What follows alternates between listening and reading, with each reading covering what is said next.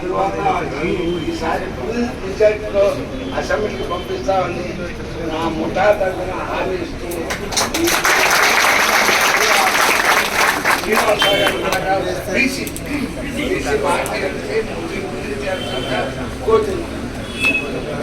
నేను ఎక్కువ టైం తీసుకున్నాను.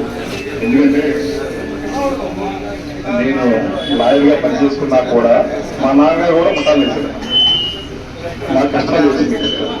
అలాగే మా నాన్నగారు కామ్రేడ్, అలాగే నాకు పోతరాజు గారు, శేఖర్ బాబు గారు చూశాను. నేను కూడా విద్యార్థి నాయకుడిగా పనిచేశాను.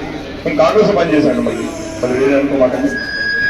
నాకు మళ్ళీ ఇంకో కామ్రేడ్ కంపెనీలు ఎవరంటే ఆ ముఠా తరఫున ఆ మేస్త్రులు చూసేది మన శ్రీపురం సత్యనారాయణ గారికి. ఒకసారి గట్టిగా మనం ఆయనకి ఎందుకు అభినందన ఏంటంటే ఆ పార్టీ అన్ని ఇప్పుడు కూడా ఆయన అలాగే ఉన్నాడు. ఇంకో విషయం చెప్తాను నేను. ఇప్పుడు బోధ మహేష్ గారికి ఎందుకు మనం సపోర్ట్ చేయాలి? మీకు గౌరవస్తుగా మనకేం పని, మన కాంప్లీట్ కదా, మనకి వేరే పార్టీలు ఉన్నాయి కదా అనుకుంటాం. ఒక్క నిమిషం, ఎక్కువ టైం తీసుకోవట్లా. మనం కూడా చాలా మంది నాయకులు మన ముందు వస్తూ ఉంటారు. ఆయన కూడా పిహెచ్డీ చేశాడు. బీకామ్ బిఏ లేదు, ఆయన 2 డిగ్రీలు చేసుకున్నాడు, లెక్చరర్ పని చేసుకున్నాడు. మా సొంత బావ కూడా. నాకు పార్టీలు ఉండే, నాకు ఇంట్రెస్ట్ ఉంది. కానీ ఈ పార్టీల దూరంగా పోయాం మేము.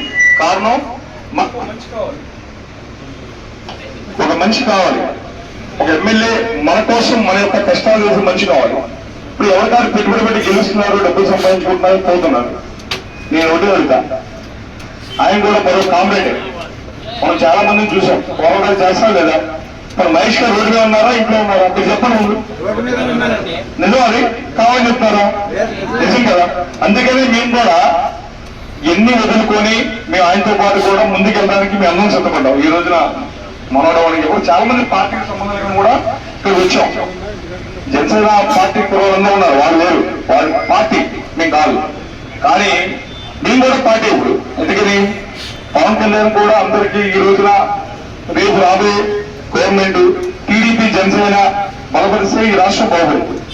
కాబట్టి మేము అందరం కూడా వారి తరఫున మేము చేస్తా ఉన్నాం. అలాగే మనకు సమస్యలు ఉన్నాయి గ్యారెంటీగా. అందరూ వేరు, మీరు కష్టపడి మూట మోస్తేనే డబ్బులు వస్తాయి. ఏదో కూర్చొని మీరు ప్రశాంతంగా మీ బరువు మోస్తుంటేనే నాకు మా నాన్న గుర్తొస్తాడు. మా నాన్న కూడా ఇలా కష్టపడ్డాడబ్బా నాకు గుర్తుంది. పొద్దున్న ఆయన 7:30 బయలుదేరిపోవాలి, మేము చూసేవాడు కదా టైంలో. ఎందుకంటే నేను వెళ్ళిపోయాడు అప్పుడు. మళ్ళీ సాయంత్రం కూడా 10-11, మళ్ళీ ఆధారం కూడా రోజు కలిసాం. అంటే ఈ కష్టాలు మనకు తెలుసు. కాబట్టి మీ అందరి కోసం నేను మహేష్ తరఫున నేను అడుగుతాను, నేను మిమ్మల్ని నేను అడుగుతాను, నా తరఫున మీ అందరి తరఫున మేసే తరఫున మీ అందరికి ఇల్లు కావాలి, మీ పిల్లలు చదువుకోవడానికి స్కూల్ కావాలి, మీకు ఆరోగ్యానికి హాస్పిటల్ కావాలి. ఈ 3 చాలు, ఇంకా మిగతా ఏం కోరుకోరు. ఈ 3 తప్పనిసరిగా వారి ద్వారా నేను 100% మేసే గారు, మహేష్ గారు కూడా నేను అడుగుతాను మీ తరఫున. తప్పనిసరిగా మనం రాబోయే కాలంలో మహేష్ని గెలిపించుకుని ఎన్ని మనకి సిద్ధి స్థాయిని కోరుకుంటూ నాకు అవకాశం మేసే మీ అందరూ కూడా నేను గొప్పగా చెప్పుకోవట్లా. నేను మాత్రం మనస్ఫూర్తిగా చెప్తున్నా, నాకు అవకాశం వస్తే మాత్రం మీ అందరికీ చేయడానికి ఎప్పుడు నేను సిద్ధంగా ఉంటానని. అది నా పర్సనల్ అభిప్రాయం. ఎందుకంటే నాకు తెలిసిన కష్టాలు కూడా. కాబట్టి ఒకసారి గట్టిగా మీ అందరికీ నేను పాదాభివందనం చేస్తూ చెప్తున్నా, కుల మొత్తాలు ఏమీ లేవు కాబట్టి అందరికీ చెప్పి మన ఓట్లు వేయించాలి. డబ్బులు ఇస్తుంటారు, తీసుకోవచ్చు, కానీ మనకి కావాల్సింది రేపు మనకి రాయితీలు కావాలి. మన గవర్నమెంట్ లో మనకు కావాల్సింది మనకి కావాలి. అవి కోరుకుందాం. మీకు ఎవరికి వస్తాయో తెలియట్లా. మీరు పొద్దున వస్తే సాయంత్రం పక్కడే ఉంటారు. అవి కావాలంటే మనం తిరగాలి. ఎవరో కాలు పట్టుకొని చేసి పట్టుకు అక్కల మనకి ఈ రోజు మన సంఘాలు ఉన్నాయి. సంఘాల ద్వారా మనం సాధించాలని కోరుకుంటూ నాకు అవకాశం మీ అందరూ కూడా పేరున నేను ప్రత్యేకంగా మిమ్మల్ని చూసి నాకు ఆనందంగా ఉంటుంది. మాట్లాడబోతున్నాను. ఏమనుకోమారండి. Thank you.